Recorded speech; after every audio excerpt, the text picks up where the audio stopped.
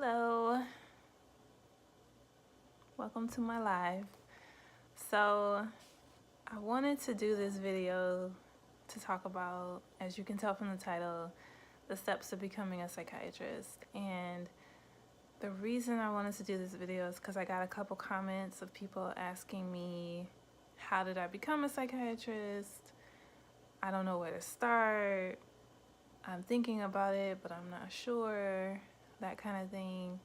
And this video isn't to try to encourage anybody to become a psychiatrist if that's not something that you want to do, but this is just for the people who think that this might be something they want to do, or they want to just learn how you become a psychiatrist or a doctor or whatever. So to start out, the number one thing is that a psychiatrist is a medical doctor. I'm not sure if people know that or understand that. I know there's a lot of confusion between psychiatrists and psychologists, and I do have a video on that if you're confused about the differences between that. Some of my family members still call me a psychologist, and I get it. It's not very clear on like the differences and that type of thing. But yes, I am a psychiatrist, and a psychiatrist is a medical doctor. So most people determine whether or not they want to become a doctor when they are very young. Some people straight out of the womb, they are going to be a doctor. They already know it's predestined for them. Other people, they figure out a little bit later, maybe around high school. I believe that was around the time when I figured out or decided that I wanted to become a doctor. And it's a long journey. It's about 12 years to become a doctor. It's not something you can do overnight. It's not a course that you can take. It's not something that you can just be trained for in a year and now you're a doctor. I know a lot of people know this, but just wanted to just clarify that for anybody that doesn't know that. But so it takes about 12 years. So, and that includes 4 years of undergraduate college, a 4-year university, getting a bachelor's degree. You don't have to necessarily complete a pre-med program, but there are certain classes that you have to take that are required. And when you get to college, they'll tell you what those classes are. If you say, I want to go to medical school, there's usually counselors, or I forget what they're called, but the teachers or the people that work at the college or university, they'll tell you, okay, you need to take this, and this class. I knew people that were psychology majors. You could be an English major, chemistry, biology. It doesn't really matter what your major is. You just have to take those certain classes that qualify you for applying to medical school. So then once you are in college, you have to take the MCAT, which is the medical college admission test. I believe that's what it stands for. And you have to do pretty well on that exam. You have to try to do your best, and that will really determine whether or not you will get into medical school. It's kind of messed up, but that's kind of how it works. Even if you have a 4.9 GPA, Nobel Peace Prize, saved 10 lives, if you don't do well on the MCAT, they might just push you to the side and just not even consider you. So that's really important. Of course, I'm exaggerating. If you got the Nobel Peace Prize, they probably would consider you. But what I'm saying is, if you're like an average student, but you don't do well on the MCAT, it makes it really hard. And they put a lot of emphasis on that exam. So you want to study and do well on that exam. Then, yeah, and for anybody that comes in, you can chime in. If you have any questions, let me know, and I can answer them as I go as well. So Okay, do well on the MCAT, apply to medical school. That's the next step. So it's undergrad for 4 years. Then you have to go to medical school for 4 years. And as many of you know, or probably have heard, medical school is quite difficult.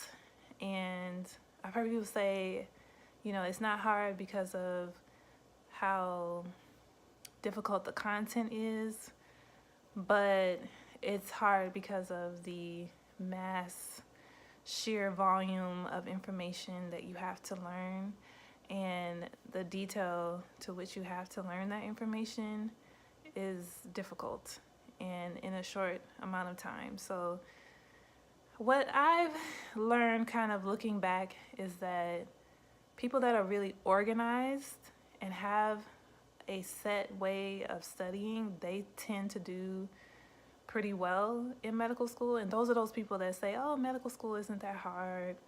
It was a breeze. It was a breeze. Like, no, it's not a breeze. But if you are very organized, then I can see how it might be easy for you or easier.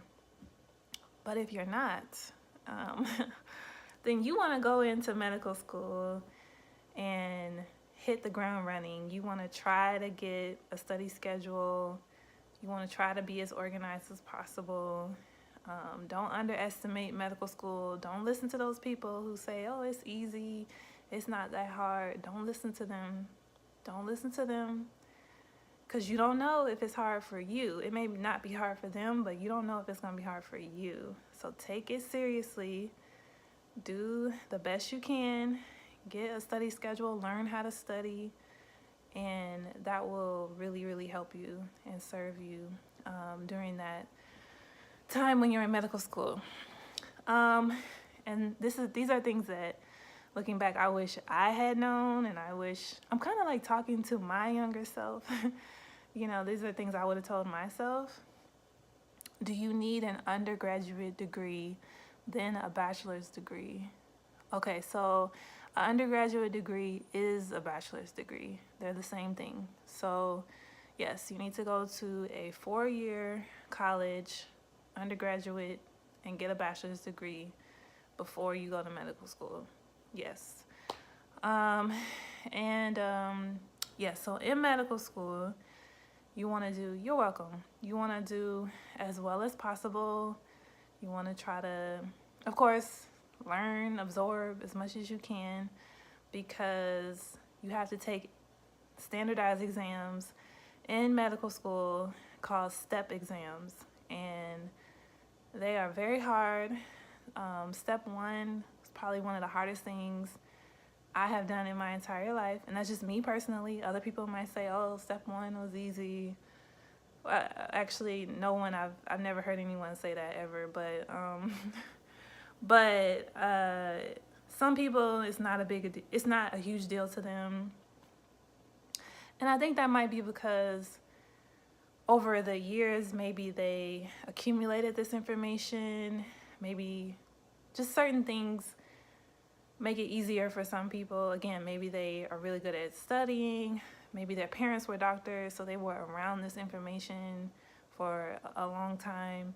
But if you were like me and you came from a family of no doctors and I didn't even know what step 1 was before I got to medical school. Yeah, so you really want to learn as much about that exam and study for that exam. Some people, and I may be going a little bit too in depth, but step 1 is just a big exam that you need to be aware of and do very well on, because it determines what specialties you can apply to. If you don't do well on step 1, there are certain specialties that you just won't be able to practice. And some of those are like dermatology, surgery, radiology. Those are the more competitive specialties where you have to do very, very well on step 1. So that test really determines the rest of your life. If you are wanting to get into a specific specialty, you really got to take that test seriously. And yeah, don't underestimate step one.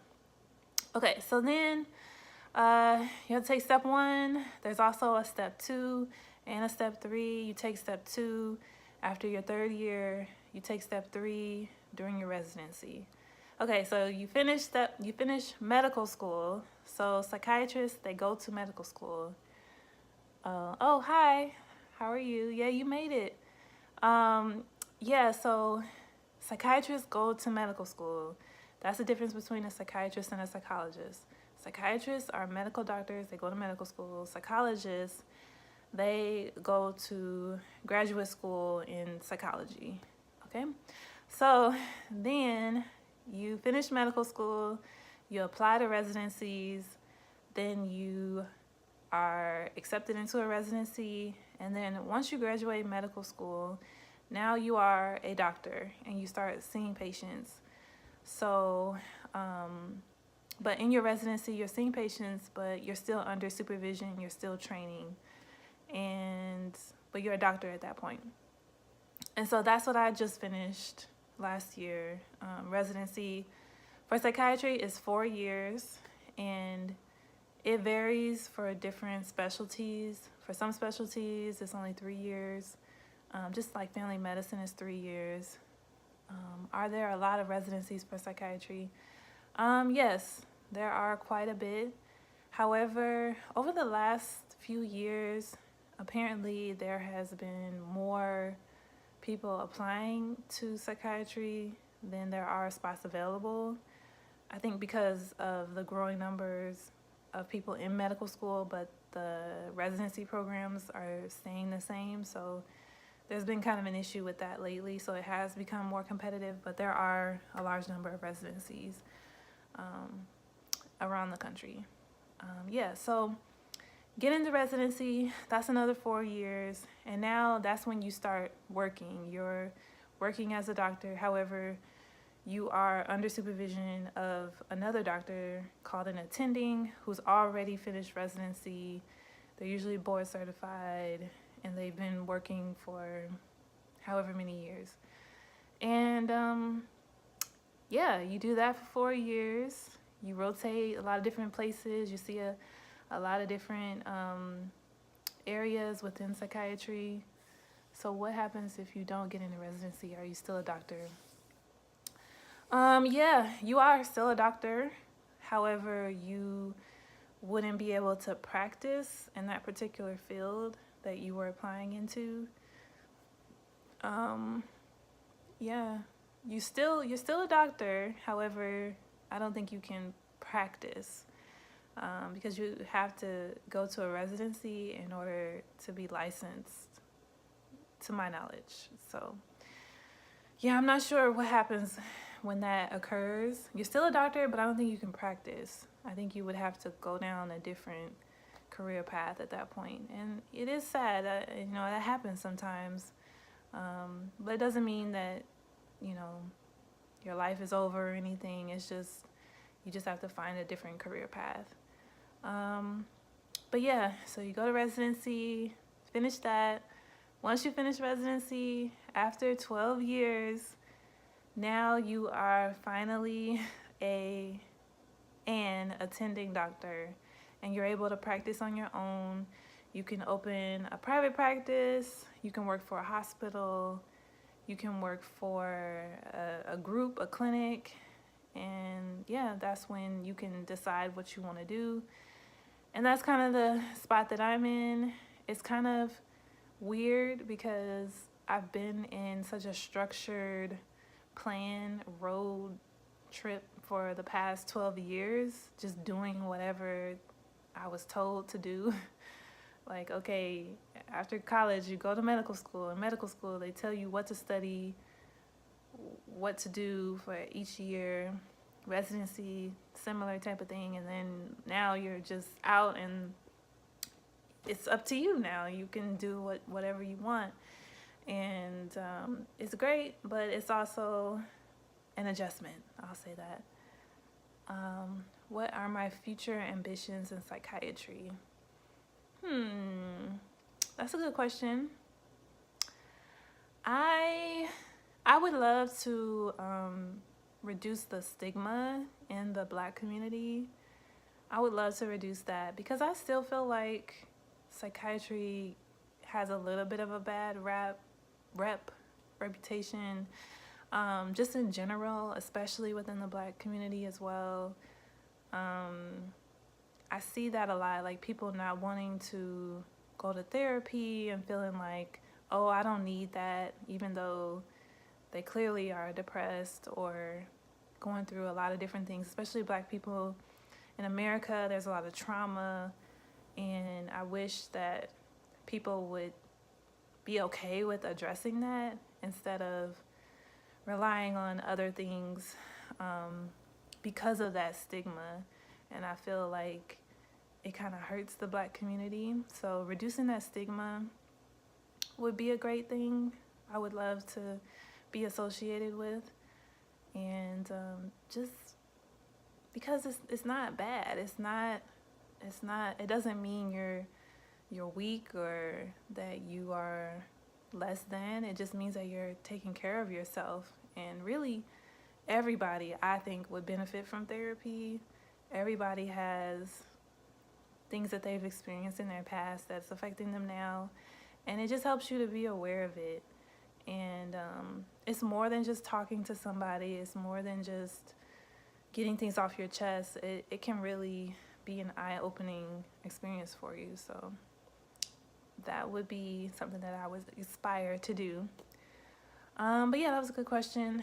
So those are the basic steps to becoming a psychiatrist. I might do another video, maybe going in depth a little bit more, maybe a little bit better quality, but for now, those are my thoughts on the steps to becoming a doctor / psychiatrist.